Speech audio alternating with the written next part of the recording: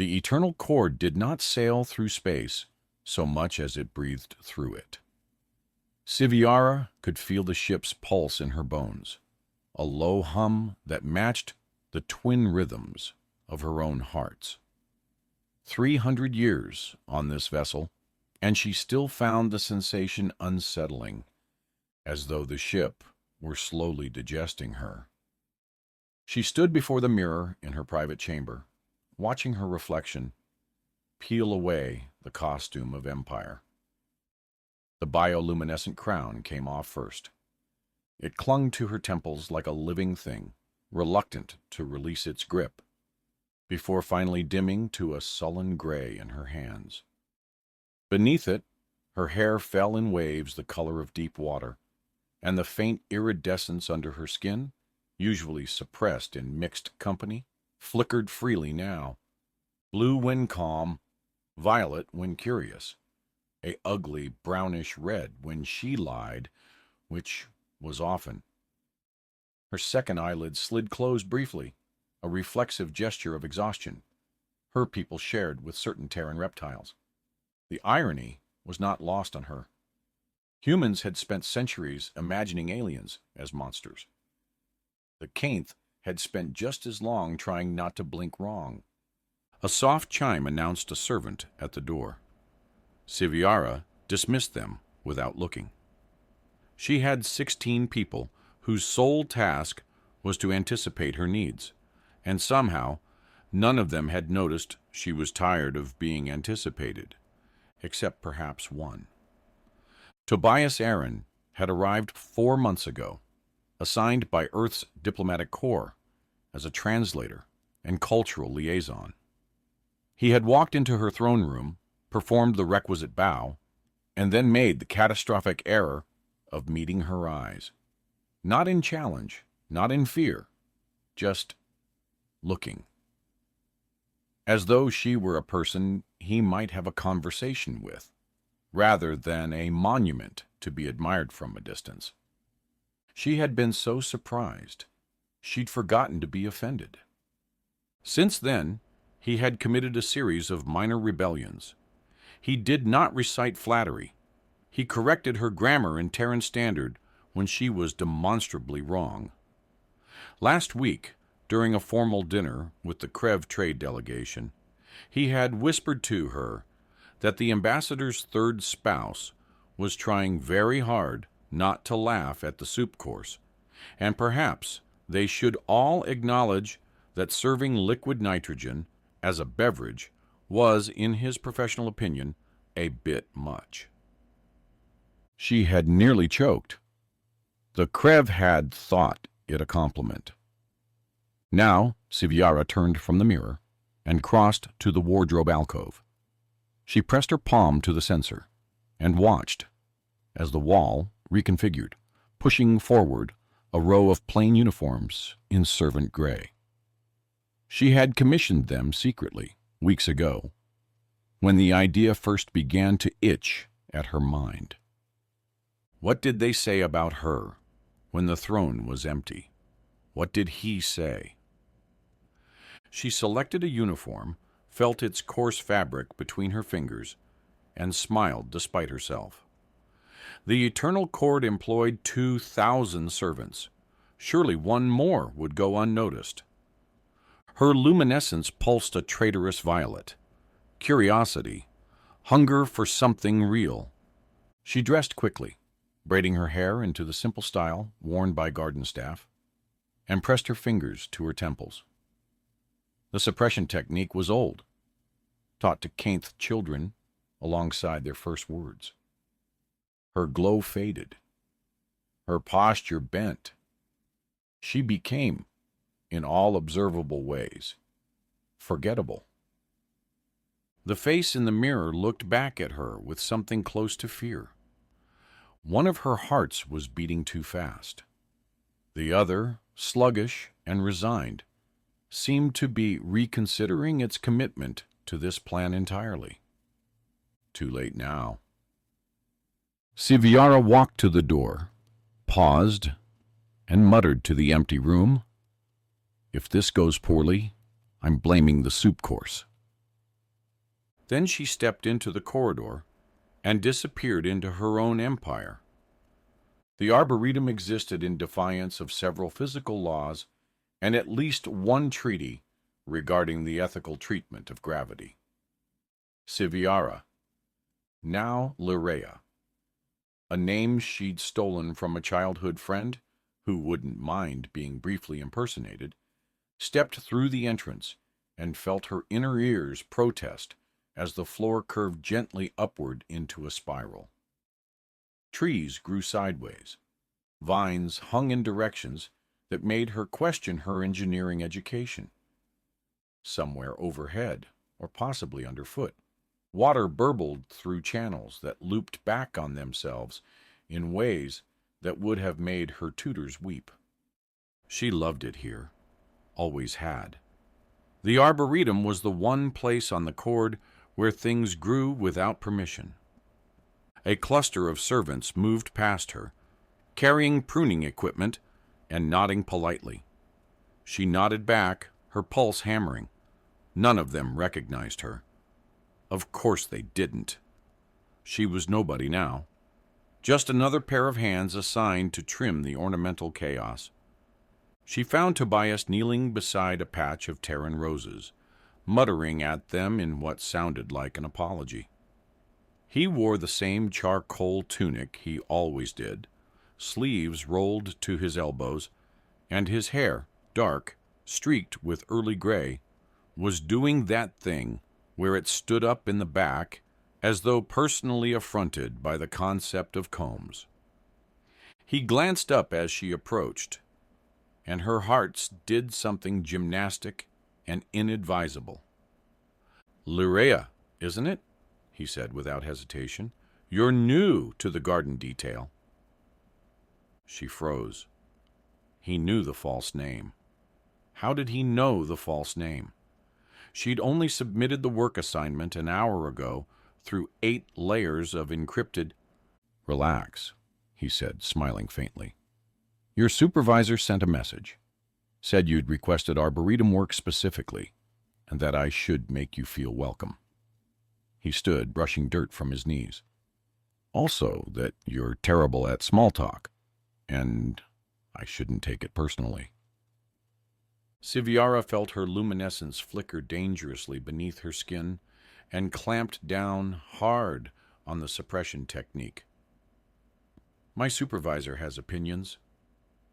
"Most people do. I've made peace with it." He gestured toward a low bench near the roses. "Tea. Fair warning. It's Kanth blend, and I probably made it wrong. I've been told I treat the leaves with insufficient reverence." She blinked. Kanth tea required a 3-step steeping process that most off-worlders couldn't be bothered to learn. The fact that he'd tried at all was... He handed her a cup. The tea was perfect. Temperature, color, even the faint astringent bite at the finish. She stared at him. "Lucky guess," he said, sitting down and taking a sip from his own cup. "Or I've been paying attention. One of those." They sat in silence for a moment, surrounded by the hum of artificial bees and the rustle of leaves that had no business growing in the same climate. Siviara sipped her tea and tried to remember how to breathe like a person who was not having a mild internal crisis. "So," Tobias said eventually, "why the garden?" "I needed a change," she said carefully. "From what?" "Paperwork, protocol. People who smile with their mouths, but not their eyes." He laughed, short and surprised. "Ah, you've met the court then." "Something like that." He leaned back, gazing up at a tree whose branches twisted into a canopy of faintly glowing blossoms. "I've been here 4 months, and I still don't understand half of what happens in those halls. Last week, someone bowed to me 17 times in a row. 17. I counted. I still don't know what I did to deserve it, and I'm afraid to ask. You probably stood in the correct position during a lunar alignment, Siviara said, her mouth twitching. It happens. See? That's the problem. I can never tell if people are joking or if there really is a manual I'm supposed to have memorized. He looked at her, eyes warm and tired. You seem like someone who knows the manual. I've read parts of it. Any advice? She considered. Don't bow back more than 3 times. After that, you're entering a recursive loop, and no one wins. He grinned. Noted. Siviara returned to the Arboretum the next day, and the day after that. And by the 5th visit, she had stopped pretending she was there for the plants. Tobias never questioned it. He simply handed her pruning shears, or pointed her toward a section of vines that needed coaxing, and they worked in the comfortable quiet of people who had agreed, without discussion, not to ask too many questions. On the 7th day, he taught her how to propagate Terran roses, using a method that involved whispering encouragement to the cuttings. She informed him that this was not scientifically sound. He told her the roses didn't care about her peer-reviewed objections and to please just try it. She did. The cutting sprouted roots within an hour, glowing faintly at the base. See, he said, looking unreasonably smug. Positive reinforcement works across species. That's not what happened. The nutrient gel is bioreactive, and you told it that it was doing a great job. I heard you. She had. She refused to admit it. They argued about terraforming ethics while repotting a tree from Saval 4 that grew its roots in spirals and considered nitrogen offensive. Tobias thought humanity had no right to reshape worlds without consent from existing ecosystems. Siviara pointed out that ecosystems didn't have legal standing or the ability to file complaints. He countered that maybe they should. She laughed and called him naive. He shrugged and said he'd been called worse by better philosophers. Who? She asked. My sister. She's an astrophysicist. Told me once that I think like a poet in a universe that runs on math. Is that an insult? Coming from her. Absolutely. Coming from me, I'm still deciding. One evening, as they sat beneath a tree, whose leaves stored starlight and hummed softly in the dark, Tobias leaned back against the trunk and looked at her with that unnerving directness she still hadn't grown used to. Can I ask you something, Lirea? Her throat tightened. You can ask. Why does someone request garden work when they clearly know more about imperial protocol than half the court? She kept her voice steady. Maybe I wanted to grow things instead of managing them. Fair. He plucked a glowing leaf from the ground, turning it over in his fingers. I met someone once, back on Earth. A governor who walked into a town meeting in plain clothes because she wanted to hear what people actually thought. Everyone knew who she was. No one said anything.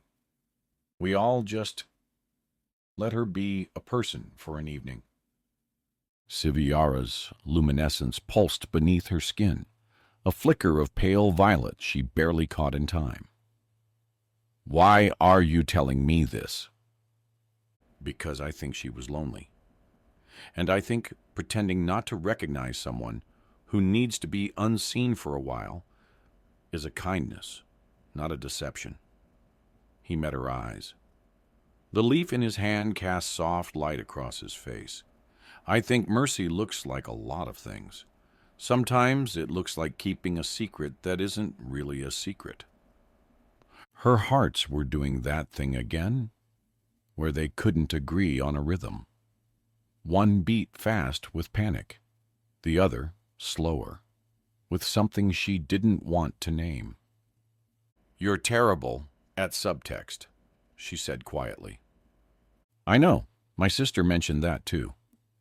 He smiled, tired and unbearably kind.